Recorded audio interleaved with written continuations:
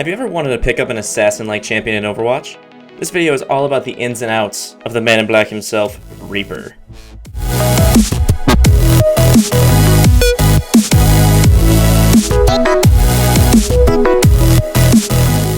Reaper's a deadly assassin that can move like a ghost to the battlefield while dispatching his enemies very quickly.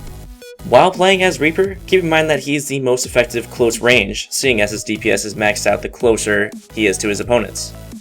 With that being said, Reaper specializes in flanking his enemies. Moving alongside the edges of the map to reach your opponent is the key to being a good Reaper player. Reaper's go-to weapons are his Hellfire shotguns. At close ranges, Reaper's shotguns can put out massive damage, especially with the headshot multiplier, calculating at a max of 140 damage per headshot to Reaper's opponents. The only disadvantage to Reaper's shotguns are that the damage they deal starts to fall off the farther his enemy is. But with a left click as strong as Reaper's shotguns, you'll soon enough find yourself one-shotting many squishy DPS champions and tearing through tanks like it's none of their business. Reaper's first ability is his passive, the Reaping. Whenever Reaper eliminates an enemy, they spawn a red soul globe near their body, which Reaper can walk on top of to restore 50 health of his own. This provides Reaper with a steady stream of healing, so long as he successfully is killing his opponents. This can help him survive for long periods of time in areas without many health packs. In teamfights, this passive is fantastic, because if you start picking off lower health champions, you'll further increase your own life and sustainability in these engagements. Reaper's next move is his shift ability, Wraith form. When activated, Reaper is invincible and untargetable by any other weapons or abilities, and he also goes through his enemies. He is also much faster for the duration, however, he cannot attack or use any of his abilities during this time. This is also Reaper's main method of escape. If you finally find yourself surrounded by enemies, activate Wraith form and make a break for the safest location that you can find. If you time Wraith form properly, Reaper can avoid many lethal attacks, such as Roadhog's Chain Hook and McCree's Flashbang, as well as Mei's freezing techniques and Zarya's Gravity Well. Wraith form can also be used as a debuff towards certain champions, like Zenyatta with his Orb of Discord, and Tracer's ultimate, her Pulse Bomb.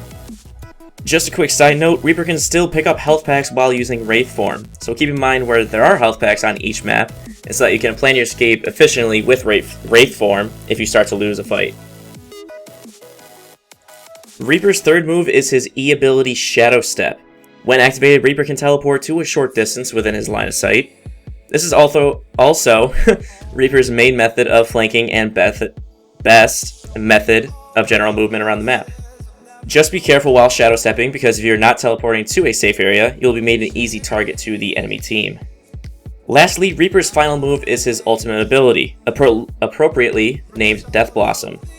When activated, Reaper begins to fire his shotguns in a large area of effect around him, while dealing massive amounts of damage to enemy champions.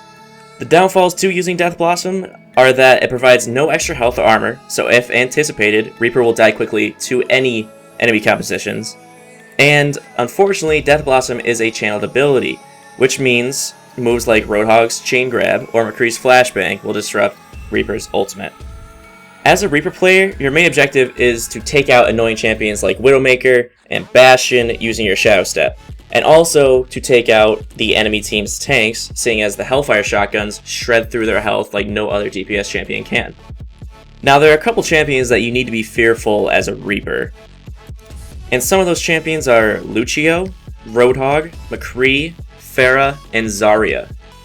If the Reaper activates his Death Blossom with Lucio's ultimate Sound Barrier, it can mitigate most of the damage done, or it would have done. Although Reaper can usually Wraith form away from a Roadhog Chain Hook combo, a good Roadhog can easily follow the Reaper and then end up with the kill. The same applies to McCree and his Flashbangs. The biggest nuisance of them all is probably Pharah. Being a close range champion and having Pharah constantly being airborne just isn't a good combination. She'll always get the drop on you from mid to long ranges. Lastly, Zarya's Projected Barrier ability can stop a Reaper killing spree dead in its tracks. She's also awful in one-to-one confrontations because her Particle Barrier gives her such amazing durability against Reaper's Hellfire shotguns. Just another couple general tips with Reaper are that you should try to focus your gameplay around Wraith form's cooldown. You can play a lot more aggressively since you'll have it available if you need to escape from a sticky situation.